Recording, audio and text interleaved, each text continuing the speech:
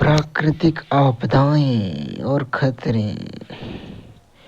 मानव आपदाएं मानव इतिहास के समान ही पुरानी है, लेकिन हाल के दिनों में इसमें नाटकीय वृद्धि हुई है। फलस्वरूप इसमें होने वाली क्षति राष्ट्रीय अंतर्राष्ट्रीय चिंता का कारण बन गई है। आपदा किसी समुदाय या समाज के कार्यों में एक गंभीर व्यवधान है। इसमें मानव सहित अन्य प्राणियों को सामाजिक, आर्थिक तथा पर्यावरणीय समस्याओं का सामना करना पड़ता है। आपदाएं प्राकृतिक रूप में घटित होने वाली घटनाएं जैसे भूकंप, तूफान, बाढ़ या बवंडर के कारण हो सकती हैं, या वे मानव निर्मित घटनाओं या तो आकस्मिक, जैसे कि आकस्मिक विषाक्त रिसाव या परमाणु ऊर्जा संयंत्र घटना, या जानबूझकर उत्पन्न की गई जैसे विभिन्न आतंकवादी बम विस्फोट विषाक्तता के कारण हो सकती हैं।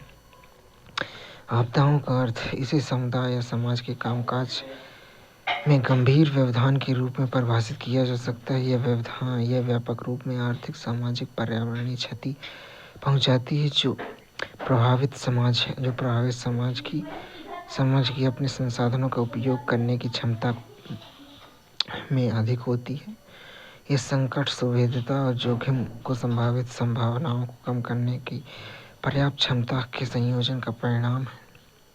सुभेद्यता, आपदा खतरा, अंतर्निहित कारण, संसाधनों तक पहुंच, बीमारी और दिव्यांगता, आयु, लिंग, गरीबी, गतिशील दबाव में सीमित पहुंच, संस्थानों तक शिक्षा, प्रशिक्षण, कौशल, जनसंख्या विस्तार, शहरीकरण, अनियंत्रित विकास, पर्यावरण निम्नीकरण, असुरक्षित परिस्थितियों में असुरक्षित स्थान, असुरक्षित इमारतें, निम्न आय स्तर, खतरे प्रेरक घटनाएं, भूकंप, सुनामी, बाढ़, चक्रवात, ज्वालामुखी विस्फोट, सूखा, भूस्खलन, युद्ध, तकनीकी घटनाएं, पर्यावरण प्रदूषण, सूखा और अकाल वैश्विक स्तर पर सबसे गंभीर आपदाएं साबित हुई हैं। इसके बाद बाढ़, तकनीकी आपदाएं, भूकंप, तूफान, उच्च तापमान आदि का स्थान आता है। आपदा की घटनाओं से संबंधित वैश्विक आर्थिक हानि औसतन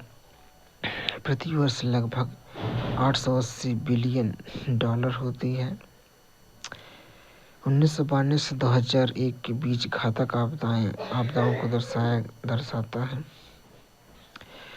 संकट, सुभेद्य और आपदा के बीच संबंध। कोई भी खतरा या संकट जैसे बाढ़, भूकंप या चक्रवात जब अधिक सुभेद्यता के साथ उत्पन्न होता है तब आपदा का कारण बनता है, जिससे जन एवं धन की व्यापक क्षति होती है। हालांकि इन आपदाओं का सामना करने के लिए व्यापक या समुदाय और पर्यावरण की अधिक क्षमता के समक्ष ऐसे खतरे का प्रभाव कम हो जाता है। इसलिए हमें आपदा प्रबंधन की बुनियादी समझ रखने के लिए 3 प्रमुख घटकों अर्थात खतरा, संकट, सुभेद्यता क्षमता को समझने की आवश्यकता है। उदाहरण स्वरूप किसी निर्जन रेगिस्तान में भूकंप कोई आपदा नहीं है। यह तब आपदा हो जाती है जब यह लोगों और उनकी संपत्तियों को प्रभावित करती है। अंततः आपदाएं तब घटित होती हैं जब खतरा और सुभेद्यता एक दूसरे से टकराते हैं। खतरा या संकट। खतरे को एक खतरनाक स्थिति या घटना के रूप में परिभाषित किया जा सकता है जो जनजीवन के साथ संपत्ति या पर्यावरण को भी नुकसान पहुंचा सकती है। यह ऐसी संभावनाएं रखती हैं। खतरों को प्राकृतिक, मानव निर्मित 2 व्यापक श्रेणियों में बांटा जा सकता है।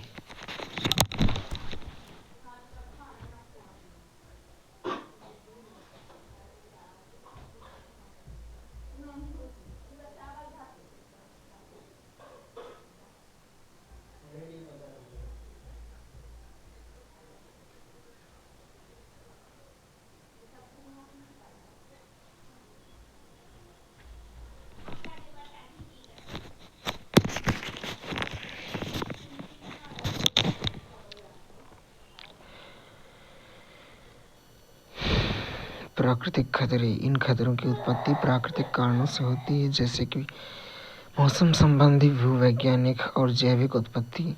भूवैज्ञानिक उत्पत्ति जैसे चक्रवात, सुनामी, भूकंप, ज्वालामुखी आदि। जैविक उत्पत्ति जैसे संक्रमण, वायरस या का प्रकोप आदि। मानव जनित खतरे ये मानवीय कार्यों के कारण होते हैं जो विशेषकर उद्योगों या ऊर्जा उत्पादन संबंधित होते हैं। इनमें विस्फोट, जहरीले रसायन का रिसाव, प्रदूषण, बाढ़, बांध का टूटना, युद्ध आदि शामिल हैं। सुभेद्यता किसी विशेष खतरे के प्रभाव से किसी समुदाय, संरचना, सेवाओं या भौगोलिक क्षेत्र को उसकी प्रकृति, निर्माण, खतरनाक क्षेत्रों या आपदा प्रवण क्षेत्र से निकटता के कारण किस हद तक क्षतिग्रस्त या बाधित होने की संभावना है, इस स्थिति को सुभेद्यता के रूप परिभाषित किया जा सकता है। सुभेद्यता को भौतिक और सामाजिक आर्थिक सुभेद्यता में वर्गीकृत किया जा सकता है। भौतिक सुभेद्यता इसमें यह धारणा शामिल है कि प्राकृतिक खतरों से किसे और क्या नुकसान हो सकता है। ये लोगों की शारीरिक स्थिति और जोखिम वाले तत्वों जैसे भवन, बुनियादी ढांचे आदि पर आधारित है। सामाजिक आर्थिक सुभेद्यता यह उस स्तर को संदर्भित करता है जिस स्तर तक व्यक्तियों और समुदायों को उनकी सामाजिक आर्थिक स्थिति के कारण आपदाओं से प्रभावित होने की आशंका है। उदाहरण स्वरूप, जो लोग गरीब हैं और समुद्री तट पर रहते हैं वे आमतौर पर चक्रवात और बाढ़ की स्थिति में अमीर लोगों की तुलना में अधिक जोखिम में होते हैं। जोखिम किसी विशिष्ट समयावधि में किसी विशिष्ट क्षेत्र में होने वाली गंभीर घटनाओं के कारण होने वाली अपेक्षित क्षति की एक माप है। किसी समुदाय को जोखिम में तब कहा जाता है जब समुदाय खतरे के संपर्क में आता है और उस जोखिम के प्रभाव से उस समुदाय के प्रतिकूल रूप में प्रभावित होने की संभावना होती है। प्राकृतिक आपदाओं का वर्गीकरण। भूकंप का तात्पर्य पृथ्वी की भूपर पट्टी में होने वाले अचानक हलचल से है। यह सभी प्राकृतिक आपदाओं में अत्यधिक विनाशकारी होती है। भूकंप के कारण प्लेट विघटन की गतिविधियों के कारण भूकंप पृथ्वी की ऊपर पट्टी में विवर्तनिक गतिविधियों के दौरान ऊर्जा के अचानक उत्सर्जन के कारण होने वाली प्रकृति की गतिविधियों की एक श्रृंखला के परिणाम स्वरूप उत्पन्न होते हैं। अन्य कारणों में भूकंप यह ज्वालामुखी विस्फोट, चट्टानों के गिरने, भूस्खलन, धंसाव, विशेष रूप से खनन क्षेत्रों में बांधों और जलाशयों के टूटने आदि से भी उत्पन्न हो सकते हैं। भूकंप की माप।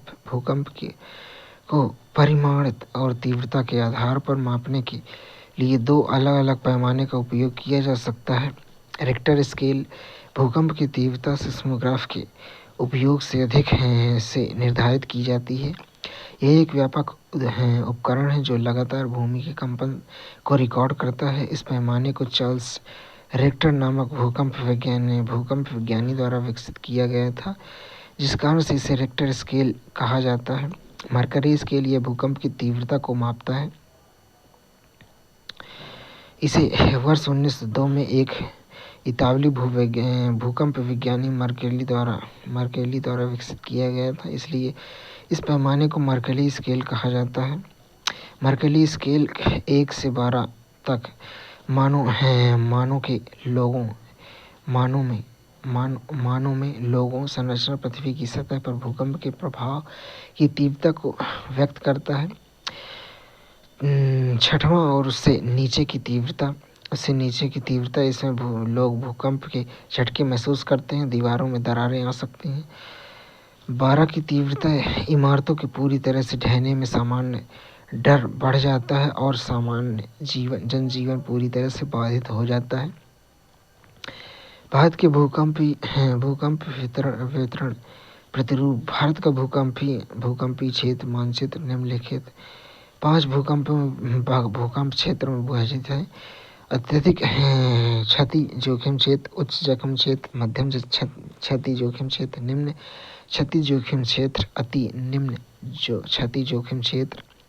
अत्यधिक क्षति जोखिम क्षेत्र उत्तर पूर्वी राज्य बिहार में नेपाल सीमा के साथ दरभंगा और अररिया के उत्तर में क्षेत्र, उत्तराखंड, पश्चिमी पश्चिमी हिमाचल प्रदेश, धर्मशाला के आसपास तथा हिमालय क्षेत्र में कश्मीर घाटी और कच्छ, गुजरात अत्यधिक क्षति जोखिम वाले क्षेत्र शामिल हैं। अति जोखिम क्षेत्र में जम्मू कश्मीर के कुछ भाग, लद्दाख, हिमाचल प्रदेश, पंजाब का उत्तरी भाग, हरियाणा का पूर्वी भाग, दिल्ली, पश्चिमी उत्तर प्रदेश और उत्तरी बिहार आदि क्षति जोखिम क्षेत्र के अंतर्गत आते हैं। देश के शेष भाग मध्यम से बहुत कम क्षति वाले जोखिम में आते हैं। भूकंप की दृष्टि से दक्कन के पठार में अधिकांश क्षेत्र सुरक्षित माने जाते हैं।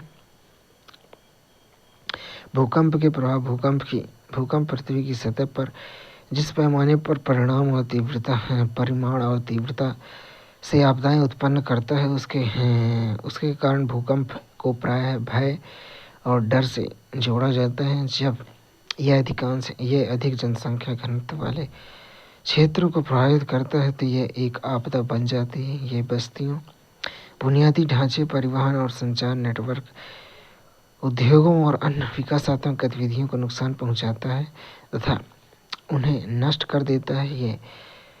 यह आबादी में उस भौतिक और सामाजिक सांस्कृतिक लाभ को छीन लेता है जिसे उन्होंने पीढ़ियों संरक्षित रखा है। ये लोगों को बेघर कर देता है, जिससे विशेष रूप से विकासशील देशों की कमजोर अर्थव्यवस्था पर दबाव और तनाव पड़ता है। ये आग, बांध विफलता, भूस्खलन का भी कारण बनता है, जो जल मार्गों को अवरुद्ध कर सकता है और बाढ़ का कारण भी बन सकता है। इससे विभिन्न विनिर्माण उद्योगों को नुकसान हो सकता है, संचार सुविधाएं बाधित हो सकती हैं। भूकंप के कारण प्राकृतिक बंदरगाहों का निर्माण भी होता है। भूकंप के कारण दरारें पड़ने से कई बार गर्तों का निर्माण होता है, जिसमें जल भरने से झीलों का निर्माण होता है। इससे प्रभावित क्षेत्रों में सार्वजनिक स्वास्थ्य प्रणाली, परिवहन, संचार, जल आपूर्ति को भी भारी नुकसान हो सकता है। सतही भूकंपी तरंगें पृथ्वी की भूपर पट्टी की ऊपरी परतों पर दरारें पैदा करती हैं, जिसके माध्यम से जल और अन्य अस्थिर पदार्थ बाहर निकलते हैं, जिससे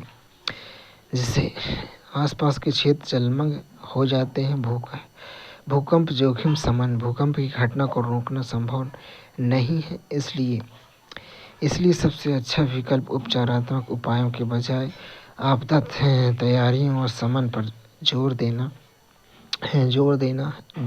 है, जिससे संवेदनशील क्षेत्र में लोगों के बीच नियमित निगरानी और सूचना में तेजी से प्रचार के लिए भूकंप निगरानी केंद्र, भूकंप विज्ञान केंद्र स्थापित करना, विवर्तनिक प्लेटों की गति की निगरानी में भौगोलिक अवस्थिति प्रणाली का उपयोग, GPS का उपयोग बहुत मददगार हो सकता है। देश की सुभेद्यता मानचित्र तैयार करना और लोगों के बीच सुभेद्यता जोखिम संबंधी जानकारी का प्रसार करना, लोगों को आपदाओं के प्रतिकूल प्रभावों को कम करने के तरीकों और साधनों के बारे में शिक्षित करना, सुभेद क्षेत्रों में घरों के प्रकार और भवन डिजाइनों को संशोधित करना और ऐसे क्षेत्रों में ऊंची इमारतों, बड़े औद्योगिक प्रतिष्ठानों और बड़े शहरी केंद्रों के निर्माण को हतोत्साहित करना, सुभेद क्षेत्रों में प्रमुख निर्माण गतिविधियों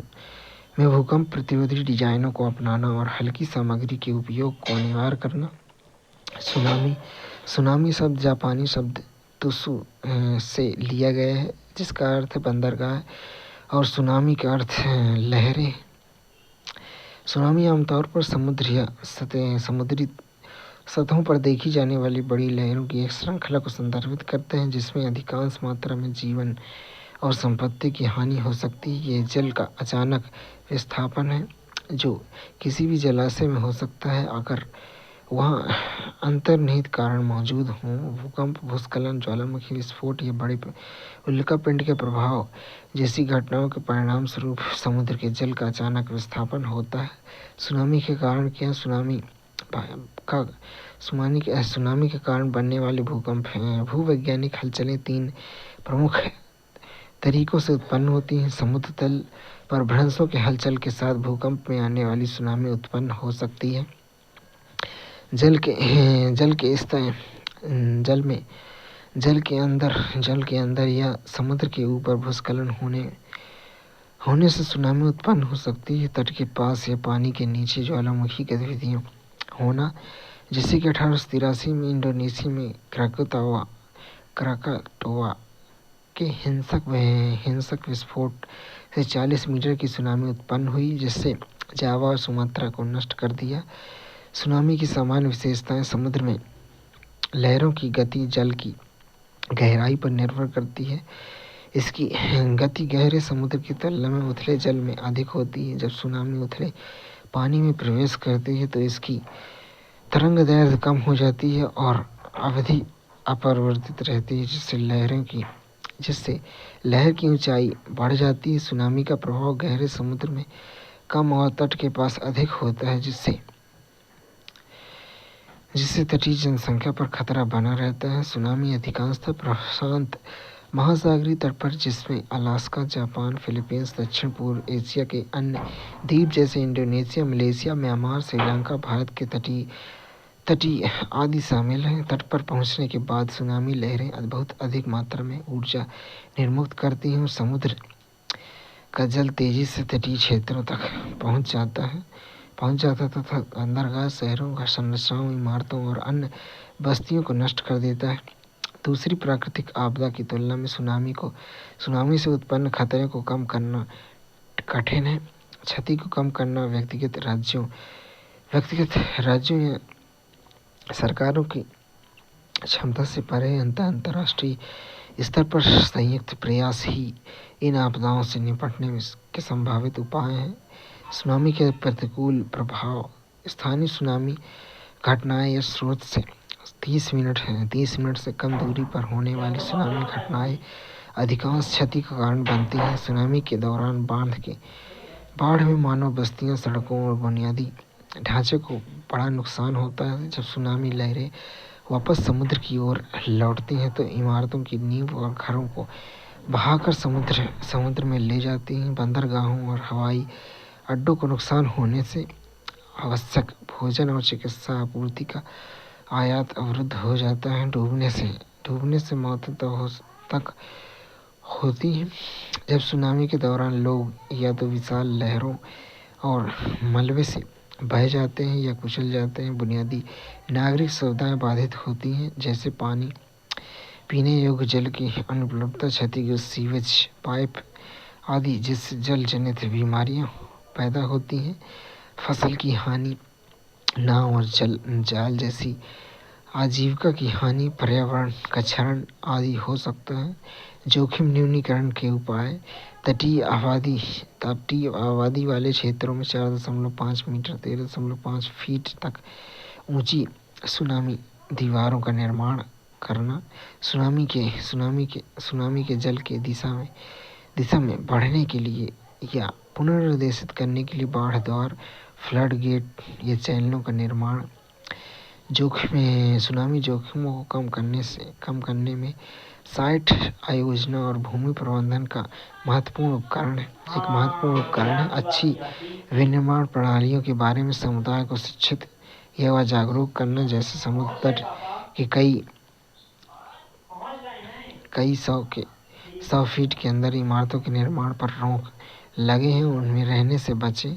समुद्र तट के सापेक्ष ऊंचे जमीनी स्तर पर संरचना का निर्माण करें। तटीय घरों को ऊंचे स्थान पर निर्मित करना।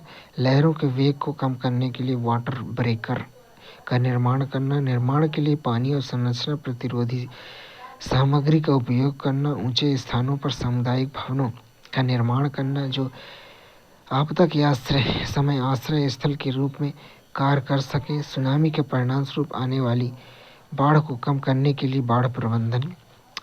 उष्णकटिबंधीय चक्रवात निम्न वायु दाब वाले केंद्र होते हैं, जिसके चारों ओर उच्च वेग वाली हवाएं चलती हैं। वे 30 डिग्री नॉर्थ और 30 डिग्री साउथ अक्षांशों के बीच स्थित क्षेत्र तक सीमित होते हैं। हालांकि भूमध्य रेखा के दोनों ओर 5 डिग्री उत्तर से 8 डिग्री दक्षिण अक्षांशों वाले क्षेत्रों में न्यूनतम कोरियोलिस बल की उपस्थिति के कारण इन चक्रवातों का प्रायः अभाव रहता है। क्षैतिज रूप में यह सतह पर 5 से 1000 किलोमीटर क्षेत्र में और लंबवत रूप में 12 से 14 किलोमीटर तक विस्तृत होते हैं। इन्हें संघनन के कारण गुप्त ऊष्मा से ऊर्जा प्राप्त होती है। यह ऊर्जा वायु को महासागरों और समुद्रों की सतह पर प्राप्त होती है। उष्णकटिबंधीय चक्रवात के लिए आवश्यक परिस्थितियां: समुद्र की सतह का तापमान 27 डिग्री सेल्सियस से अधिक रहना चाहिए। गर्म और आर्द्र हवाओं की सतह उपलब्धता जो अधिक मात्रा में गुप्त ऊष्मा निर्मित कर सके। तीव्र कोरियोलिस बल जो केंद्र में निम्न दाब की स्थिति न बनने दे। भूमध्य रेखा के पास कोरियोलिस बल की उपस्थिति 0 से 5 डिग्री उत्तर के बीच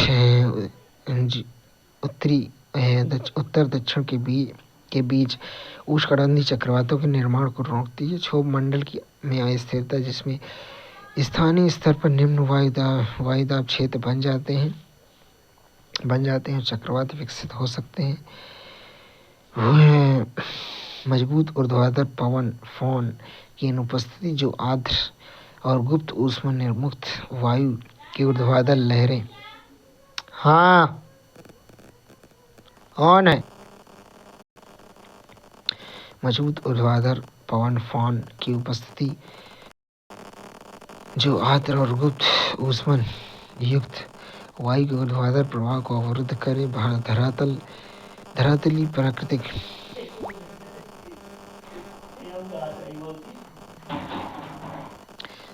चक्रवात की ऊपरी वायुमंडलीय परत में प्रति चक्रवाती दशाएं होनी चाहिए। गर्म समुद्र का तापमान 27 डिग्री उष्णकटिबंधीय चक्रवात के लिए आवश्यक दशाओं में 27 डिग्री सेल्सियस से अधिक गर्म समुद्र का तापमान, गर्म और नम हवा की निरंतर आपूर्ति, कोरियोलिस बल की उपस्थिति, ऊर्ध्वाधर पवन की उपस्थिति। भारत में उष्णकटिबंधीय चक्रवातों का क्षेत्रीय और समयानुसार वितरण: पूर्व में बंगाल की खाड़ी और पश्चिम में अरब सागर से घिरे प्रायद्वीप आकार के कारण भारत में उष्णकटिबंधीय चक्रवात इन्हीं दो महत्वपूर्ण स्थानों पर उत्पन्न होते हैं। तटीय क्षेत्रों में प्रायः 180 किलोमीटर प्रति घंटा की औसत गति वाले गंभीर चक्रवाती तूफान आते हैं। अधिकांश चक्रवात मानसून के दौरान 10 से 15 डिग्री उत्तरी अक्षांश के बीच होते हैं। हालांकि मामले में चक्रवात ज़्यादातर अक्टूबर और नवंबर के महीने के दौरान विकसित होते हैं। यहाँ वे 16 से 20 डिग्री उत्तरी अक्षांशों के बीच और 92 डिग्री पूर्वी देशांतर से पश्चिम में उत्पन्न होते हैं। जुलाई तक इन तूफानों का उद्गम स्थल लगभग 18 डिग्री उत्तरी अक्षांश और सुंदरबन डेल्टा के पास 90 डिग्री पूर्वी देशांतर पश्चिम से पूर्व के पश्चिम में स्थानांतरित हो जाता है। उष्णकटिबंधीय चक्रवातों का परिणाम अचानक तेज हवाओं में बुनियादी ढांचे और आवास को भारी नुकसान होता है। समुद्र के स्तर में असामान्य वृद्धि इसे चक्रवाती लहर के रूप में जाना जाता है, जिसके परिणामस्वरूप मानव बस्तियां और कृषि क्षेत्र जलमग्न हो जाते हैं। बाढ़ के पानी में भूमिगत और पाइप जल आपूर्ति दूषित हो सकती है। तेज हवाएं और वर्षा निचले इलाकों में खड़ी फसलों और खाद्य भंडार को प्रभावित कर देती है। समुद्री जल के नमक कृषि भूमि पर जमा हो सकता है और लवणता बढ़ सकता है। फसलों के नष्ट होने से खाद्यान्न में भारी कमी हो सकती है। तीव्र वायु के कारण संपर्क में व्यवधान आ सकता है, क्योंकि इससे बिजली और संचार टावर गिर सकते हैं। परिवहन लाइनें, सड़क और रेल बंद हो सकती हैं। उचित संचार की कमी से राहत सामग्री का वितरण प्रभावित होता है। जोखिम न्यूनीकरण के उपाय: तटीय क्षेत्रों वृक्षारोपण। वृक्ष तेज हवाएं और आकस्मिक बाढ़ के विरुद्ध एक विस्तृत बफर क्षेत्र के रूप में कार्य करते हैं। आपदा मानचित्रण चक्रवातों के प्रति सुभेद क्षेत्रों को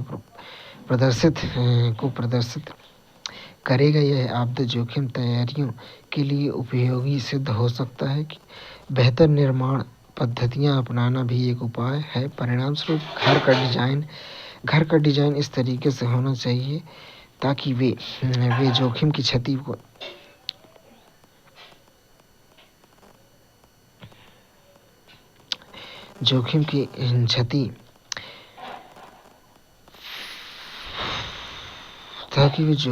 ताकि किसी भी आपदा की ज़्यादा मजबूती से सहन कर सके, अर्थात आपदा रोधी क्षमता अधिक होनी चाहिए। रोपित वृक्षों की कतारें ढाल का काम करती है, क्योंकि वृक्ष की कतार शक्ति कमजोर हो जाती है। इमारतें एवं भवन वायु और जल प्रतिरोधी होना, खाद्य सामग्री भंडारण करने वाली इमारतों को हवा और पानी से बचाना चाहिए। संचार लाइनें भूमिगत रूप में स्थापित की जानी चाहिए। सभी स्थानों पर समान के लिए मजबूत मार्ग उपलब्ध कराए जाने चाहिए।